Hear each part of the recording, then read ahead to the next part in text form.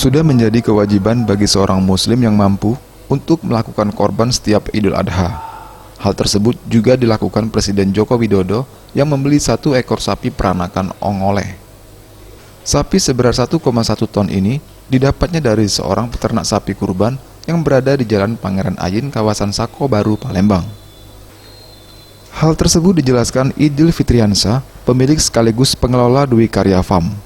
Dirinya menjelaskan, sapi milik Presiden Indonesia yang dihargai sebesar 85 juta rupiah ini akan diserahkan ke panitia kurban Masjid Agung dan kemudian dibagikan kepada masyarakat. Idil mengaku, sapi yang dipilih Presiden merupakan sapi kesayangannya yang sekarang berusia 10 tahun.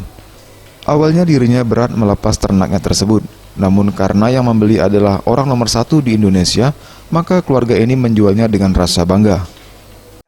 Sudah masuk 7 tahun. Kalau dulu dia masuk di sini baru umur 2 tahunan di sini. Lebih kurang 10 tahunan. Kalau beratnya ini kemarin 1 ton, 1,1 ton. Karena sapi ini nurut.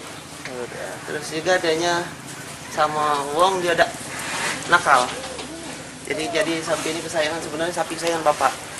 Ya senang lah mas, kita kan kapan lagi wong nomor 1 di negara beli sapi kita kan, peliharaan kita kan. Makanya walaupun kesayangan tetap kita kasih lah.